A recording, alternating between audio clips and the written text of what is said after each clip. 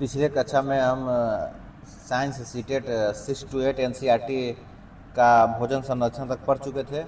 आज हम लोग पढ़ेंगे मानव शारीरिकी में पहला टॉपिक है पाचन।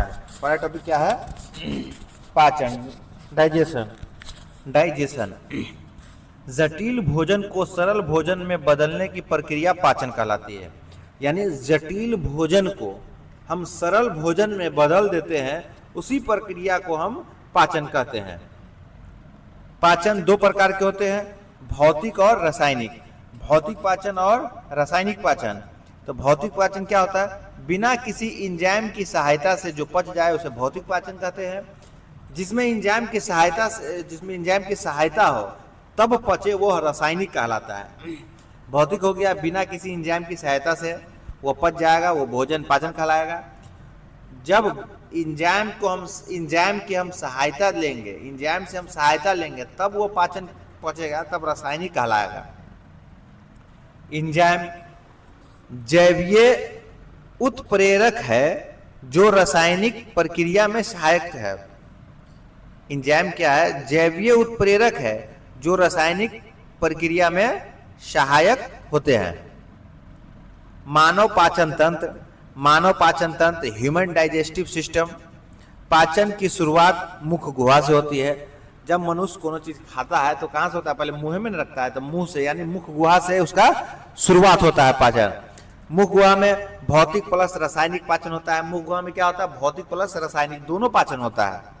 भौतिक पाचन दांत और जीभ से होता है। भौतिक पाचन किससे होता है? डांट है उससे, जीभ है उससे, यानी भौतिक पाचन होता है दांत प्लस जीभ से।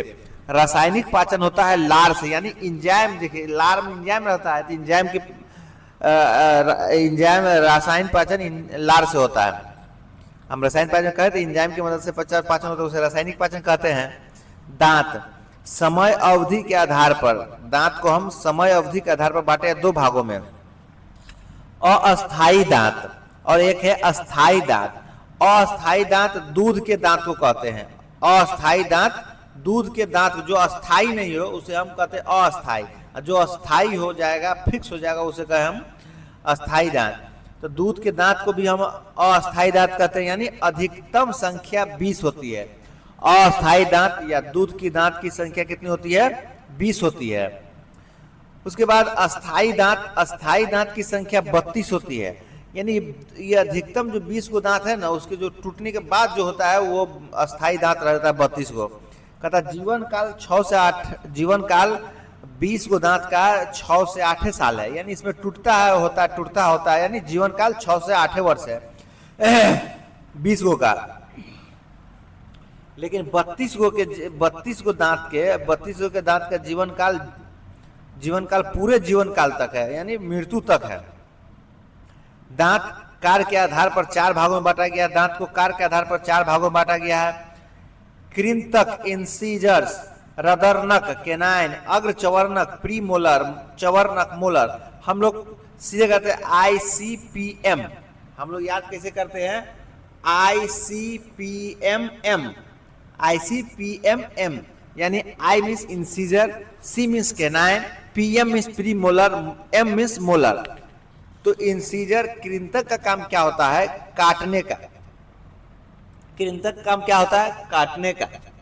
केनाइन का काम क्या होता है? केनाइन का, रदरनक का काम होता है चीरने फाड़ने का। चीरने फाड़ने का काम किसका होता है? केनाइन का, यानी रदरनक का। प्रीमोलर, अग्र चवर्णक का चबाने का काम होता है। अग्र चवर्णक प्रीमोलर को चबाने का काम होता है। चवर्णक मोलर का होता है पीसने का काम।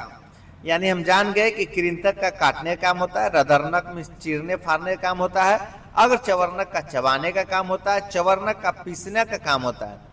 अस्थाई दांत 21-23/21-23 सूत्र है अस्थाई दांत का। अस्थाई दांत का सूत्र है 2102/2102। ये दंत सूत्र है। बायां जबड़ा में incisor, canine, premolar, molar. Up में मान लीजिए ऊपर में रहता है 2102, डाउन में रहता है 2102। ये दोनों को मिलाकर 4204 रहता है। बायां में, दायां में ऊपर में रहता है 2102, दायां जबड़ा के नीचे भी रहता है 2102, 4204 दोनों में सेम रहता है, यानी 4 + 2 + 0 + 4 यानी 10, 4 + 2 + 0 + 4 यानी 10, या ये दोनों को जोड़ देंगे तो 20। ये अस्थाई दांत हो गया। देखिए अस्थाई दांत का सूत्र 20 हो गया, यहाँ कुल 20 आ गया। अस्थाई दांत का हम कुल कितना बोलते हैं 20, 6 से 8 वर्ष तक होता है। अब चलिए अस्थाई दांत में ऊपर वाला बायां जबड़ा में 21-23 रहता है, नीचे वाला में भी 21-23 रहता है, दायां जबड़ा में ऊपर में भी 21-23, नीचे में भी 21-23, तो ये हो जाता है 4 + 2 + 4 + 6 यानी 16 + 16 32 होता है। तो हम बताए थे अस्थाई दांत में 32 रहता है, जो जीवन भर रहता है, जीवन काल तक रह जाता है।